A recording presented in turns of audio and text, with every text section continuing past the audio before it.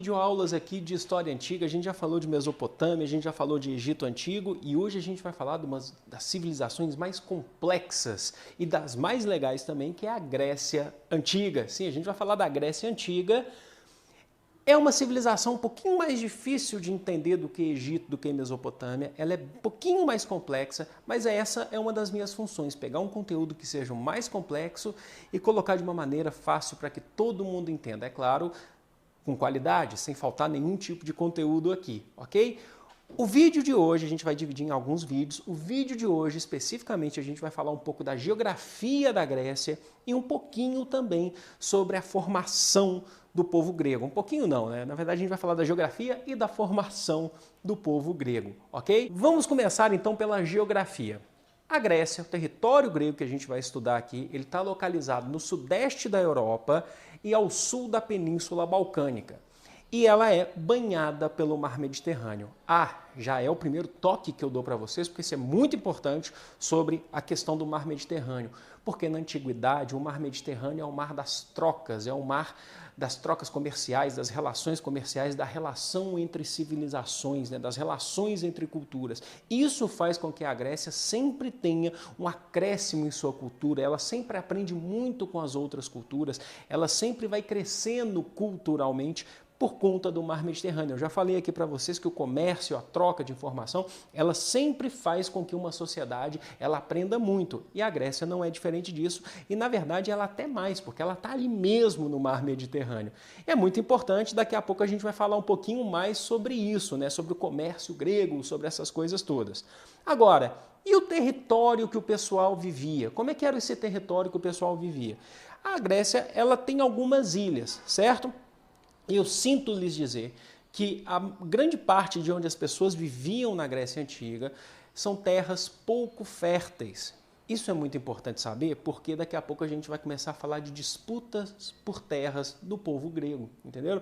Então, assim, elas são pouco férteis, são terrenos acidentados e montanhosos. Então, não é todo mundo que consegue simplesmente chegar ali e viver. Isso é muito importante para entender a formação da sociedade grega, da civilização grega, tá? Então, no contexto geográfico, talvez seja das civilizações assim que vai ter mais dificuldade na sua sobrevivência devido à terra, né, as dificuldades do terreno, do que as outras que a gente já falou aqui, como por exemplo a Mesopotâmia tinha o rio Tigre e Eufrates, e o Egito tinha o grande Nilo, o rio Nilo. A Grécia, ela já tem mais dificuldade, certo? Isso é muito importante, vocês vão ter que conectar isso com outras coisas que a gente for falando daqui para frente, ok? Para falar da civilização, especificamente agora da sua formação, eu vou dar uma dica muito importante que eu acho que é um bom caminho para você começar. A gente tem que trabalhar muito com a ideia da diversidade, porque em vários momentos, a gente já começa a partir daqui, porque não existe uma Grécia, existem algumas civilizações dentro do que a gente vai chamar de Grécia, certo, gente? Algumas civilizações. Então não é uma. E tudo isso vai ser influente daqui para frente, porque são vários povos que vão compor a Grécia Antiga, assim como também a gente vai ter alguns modelos de política, a gente vai ter alguns modelos de sobrevivência. Tem coisas em comum entre os povos? Lógico que tem, principalmente relacionados à cultura, tá? E também à mitologia, à religião. Mas, no geral, a gente diz que é um povo bastante diverso. Não existe uma Grécia, e sim várias civilizações que compõem a Grécia Antiga. E como que começou essa história? A Grécia ela tem vários períodos. A gente vai começar aqui com um período muito importante chamado de período pré-homérico. É o primeiro período que a gente vai estudar aqui. Ele é antes, logicamente, do homérico, né? Do período homérico. Depois eu vou explicar para vocês o porquê homérico e pré-homérico. Mas vamos começar nesse período pré-homérico. É o período inicial que vai do ano 2000 a.C. até o ano 1100 a.C. Esse é o período onde algumas etnias começaram a chegar nesse local, nessa geografia que a gente falou que é a Grécia Antiga. Começaram a chegar ali para habitar. Quais seriam essas etnias? Algumas principais para vocês: os jônicos, os eólios e, agora talvez os mais importantes para a gente aqui, os aqueus, tá?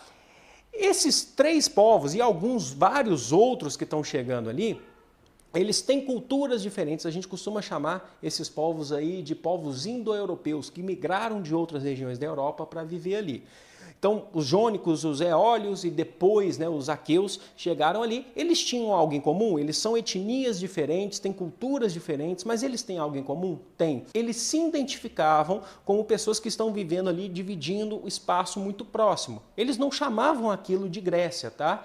Eles chamavam aquilo lá de Heleno. Eles diziam que eles eram helenos, porque todos eles diziam que eram descendentes de um grande herói. Olha a mitologia chegando aí, o herói Heleno, ok? Então, eles viviam ali e eles eram descendentes do grande herói Heleno. Beleza. Principalmente os aqueus, eles tinham uma cultura que a gente vai chamar de cultura micênica. O que é a cultura micênica, gente? Vem da região, né? Da região do Micênio, que é uma região muito importante para os aqueus. Então, como eles têm essa região chamada de Micênio, eles diziam que eles eram da cultura micênica. Beleza. E os aqueus, quando eles chegaram, eles logo de cara entraram em contato com uma outra civilização que já vivia ali, que é o pessoal que vivia na ilha de Creta, tá? O pessoal que vivia na ilha de Creta, eles tinham um costume um pouquinho diferente do costume desse povo que chegou ali agora. O pessoal da ilha de Creta, eles já eram sedentários, eles não eram nômades, né? Porque os outros povos eles estão querendo chegar na Grécia para deixar de ser nômades e virar sedentários. O pessoal de Creta já construía palácios, fortalezas, entre outras coisas. E os aqueus, em contato com o pessoal ali da ilha de Creta, eles acabaram fundando um novo costume, uma nova cultura, da relação entre culturas, que a gente vai chamar de cultura cretomicênica. O pessoal micênico, que são os aqueus, mais o pessoal da ilha de Creta. Certo? Tranquilo? Então vocês estão vendo como é que esse povo diversificado está formando o que a gente conhece hoje como Grécia.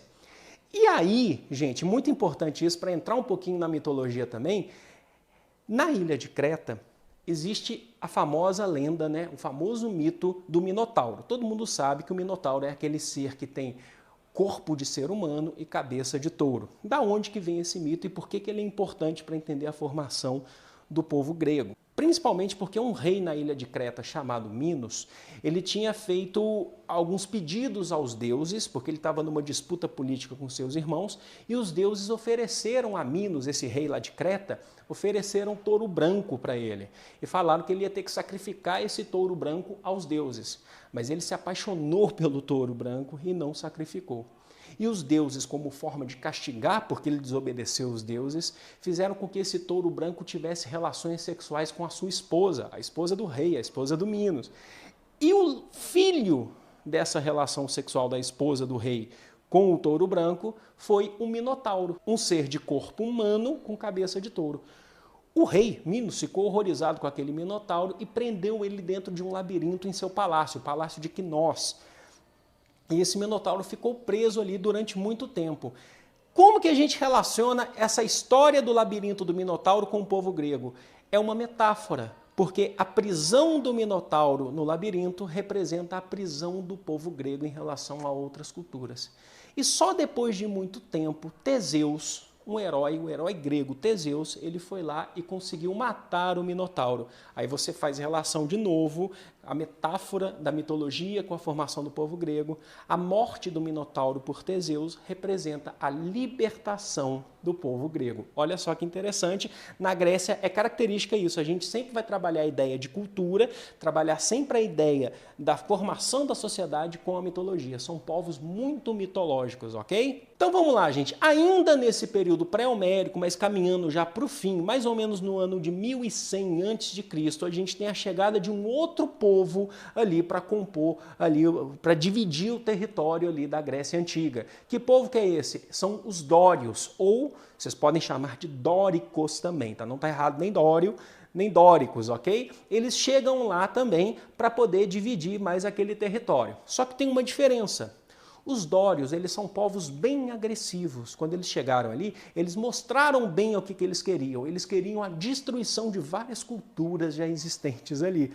Então os dóricos, eles foram chegando ali na Grécia, eram povos bem guerreiros e começaram a destruir templos, começaram a destruir palácios, fortalezas. O que vai acontecer a partir daí? A gente vai ter uma transformação da cultura do que era grego até então, porque os dóricos eles estão agora mais na questão da guerra. Isso lá na frente vai formar os espartanos, que são os povos guerreiros, os povos militarizados. Então os dóricos começam a meio que destruir tudo o que tinha ali das culturas daqueles outros povos que chegaram antes, né? A partir daí, a gente vai ter, muito importante, o que a gente chama, no final do período pré-homérico, a primeira diáspora grega. O que é isso? O primeiro grande núcleo de pessoas que viviam naquele território começam a migrar para sobreviver em outras regiões, principalmente porque estão fugindo dessa agressividade dos dóricos, ok? Muitas pessoas, muitos grupos acabaram fugindo ali, principalmente para o leste, foram habitar ali a região da atual Turquia, que a gente vai chamar ali de Ásia Menor ou Antigo Oriente Próximo. A gente está perto, inclusive, da Mesopotâmia. Isso é importante saber, por quê? Porque para vocês entenderem como que o povo grego, que é esse povo que está aqui vivendo, eles já começam a expandir o seu território. Então, a primeira grande diáspora da Grécia começa a dar resultados, mostrar os resultados de que a Grécia ela vai ser um pouco maior, o território vai colonizar áreas um pouco maiores, principalmente por conta desse pessoal que está indo viver em outras regiões. Tranquilo. Saindo então do período pré-homérico, a partir dessa primeira diáspora, a gente entra no período homérico. E daí eu preciso explicar para vocês. O período homérico vai do ano 1100 a.C., que é esse período que a gente falou agora há pouco, e vai até mais ou menos o ano 800 a.C. Por que homérico? Porque uma das poucas fontes que a gente tem sobre esse período da Grécia que foram preservados são os poemas do poeta Homero, ok? Quais são esses poemas? Esse período a gente costuma chamar também um pouquinho de período das trevas da Grécia. Das trevas, você pode até fazer uma analogia em relação da Idade Média, que é um período de poucas fontes, porque a gente tem poucas fontes sobre isso. Na Idade Média, se vocês sabem, a gente tem poucas fontes também do que a igreja meio que queimava as coisas, tudo aí. Mas, enfim, volta para cá. Quais seriam esses poemas de Homero? Seriam a Ilíada e Odisseia. Ilíada todo mundo sabe. Ilíada é aquele poema do Homero que ele fala da guerra de Troia, quando Troia vai lá e rapta Helena, né, a mulher mais bela da Grécia, rapta Helena, e aí os exércitos gregos vão lá tentar recuperar Helena, né, através ali do grande herói Ulisses, ou Odisseu, né, eles vão lá tentar recuperar Helena. É nessa história que a gente tem aquela ideia, naquela mitologia do cavalo de Troia, que os gregos dão de presente aos troianos um cavalo, só que está cheio de grego ali, bem armado ali dentro, e os troianos começam a comemorar o presente, falando, nós vencemos a guerra, e depois que eles estão bem bêbados, os gregos saem de dentro do cavalo e acabam vencendo a guerra. Esse é a Ilíada. O outro poema, a outra obra de Homero seria a Odisseia, seria meio que um após a Ilíada, seria quando o herói Odisseu ou Ulisses retorna para sua terra, para Ítaca, né? Então a gente tem esses dois poemas, basicamente, que representam o período homérico, que é isso que a gente está falando de 1100 a 800 a.C. Mas vamos entender a sociedade a partir de agora, que é mais importante aqui. Como que está a sociedade grega? Como que os gregos estão vivendo depois de tanto de gente ter chegado e, por último, ali os dóricos? Gente, muito importante, o povo grego está agora se organizando nessas terras que são pouco férteis, agora em grupos familiares.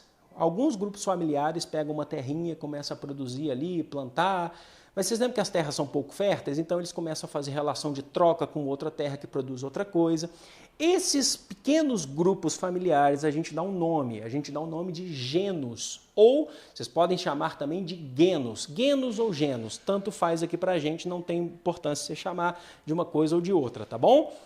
Então, esses grupos que são as famílias que estão vivendo nessas terras, estão dominando essas terras. Essa sociedade desse período homérico, por conta desses grupos familiares chamados genos, a gente dá o nome de sociedade gentílica, porque são os genos que estão vivendo ali na terra, certo? Tranquilo isso, né, gente? Tem um detalhe aí que, se vocês repararem, é muito interessante e vocês pararem para pensar. Se são grupos familiares que estão vivendo nas terras, não é nenhum rei, não é o Estado que está mandando, são grupos familiares, os genos, dentro dessa sociedade gentílica. O que a gente vê surgindo a partir de agora? A propriedade privada, porque as famílias dominam as suas propriedades. Olha que interessante. É uma das coisas que a gente costuma dizer que a Grécia é o berço da civilização ocidental. Ela já começa a influenciar a civilização ocidental a partir de agora. Vocês estão percebendo que interessante? Beleza, gente. Só que como eu falei para vocês nunca desprenderem aquela parte do começo do vídeo, que é a parte da geografia, vocês lembram que eu falei para vocês que pouquíssimas terras na Grécia são férteis? Sim. Então o que significa? Que pouquíssimos genos têm acesso a terras férteis. Alguns outros grupos familiares vão ficar sem as melhores terras na Grécia. Isso significa o quê? Que nós entraremos em conflitos entre os genos, conflitos entre os grupos familiares. Geralmente, os grupos familiares, os genos mais antigos, os que chegaram primeiro, vão ter o direito à posse da terra. Por quê? Vocês já sabem que é uma característica que a Grécia vai ter muito mais para frente do respeito aos mais velhos. E aí os mais velhos eles vão começar a ter mais acesso, o poder de ficar com aquela terra. Significa o quê? Que aqueles que não tiveram acesso às melhores terras vão ter que migrar para outras regiões por uma questão de sobrevivência. E a partir dessa luta por sobrevivência desses grupos familiares que ficaram com as terras menos férteis, a gente vai ter, agora muito importante, gente, a segunda diáspora grega. O pessoal que vai tentar sair dali para poder buscar terras melhores para poder sobreviver. Então lembre-se, a primeira diáspora é no final do período pré-homérico, quando o pessoal está ali fugindo dos dóricos, que são os povos agressivos. A segunda são os grupos familiares ou genos que estão tentando buscar terras mais férteis, porque as terras principais da Grécia estão nos grupos mais fortes ou mais velhos, os que chegaram primeiro. Só que agora eles vão ali pro mais ao leste europeu, ali de novo ali para a Ásia Menor? Não, agora eles vão se espalhar um pouco mais. Vai ter grupo ali que vai chegar até na Península Itálica. Aí você fala, peraí, Península Itálica, lembrei de uma coisa. Lembrei do quê? Lembrei de Roma. Sim, lá na frente a civilização romana vai surgir e a gente costuma dizer que os primeiros povos que chegaram ali depois, antes de criar a grande civilização romana, são colonos gregos que saíram da segunda diáspora grega. Olha só que interessante a relação de Grécia e Roma. Lá na frente a gente vai falar, inclusive, na videoaula de Roma, das características em comum entre Roma e Grécia, inclusive na mitologia. Vocês estão vendo da onde que está surgindo isso? Muito interessante, não é? Então, a partir dessa segunda diáspora grega, os grupos começam a procurar terras mais férteis. E aí, que procurando terras mais férteis, eles conseguem produzir um pouco mais. E a relação de troca, a relação comercial começa a se aflorar. Porque um grupo lá ele consegue produzir tal coisa, o outro grupo produz outra coisa, e eles começam a fazer essas relações de troca. Lembra que eu falei que o comércio é muito importante na Grécia? Principalmente porque as terras são pouco férteis, então uma atividade econômica forte ali é o comércio. Do pouco que eles conseguem produzir, mas eles produzem bem e acabam fazendo relações comerciais. Lá na frente, esses pequenos grupos familiares, os genos, eles vão acabar ali, vai acabar o período homérico e vai entrar um outro período a partir de 800 a.C., chamado de período arcaico, que é justamente o período que esses grupos familiares que foram viver em outros territórios começam a formar as suas cidades. Os genos, que eram primeiro grupos familiares, lá na frente eles vão começar a virar grandes cidades. E aí vocês vão lembrar que as duas principais serão Esparta e Atenas. Tem várias outras, não são só essas, mas essas são as mais importantes porque essas são as que mais têm contraste, inclusive. Mas aí eles começam a formar essas cidades, que vai ser o tema da nossa próxima aula. Mas lembrem-se, são povos gregos diversos que estão habitando regiões diversas ali da região que têm algo em comum. Eles têm culturas diferentes, às vezes têm costumes diferentes, mas eles têm algo em comum. Lembrando que lá no início, todos eles se identificavam, esses grupos se identificavam como os descendentes do herói Heleno. Então eles diziam que eles eram helenos, né? Olha só que interessante, a formação da Grécia sempre guardar a ideia da diversidade, ok?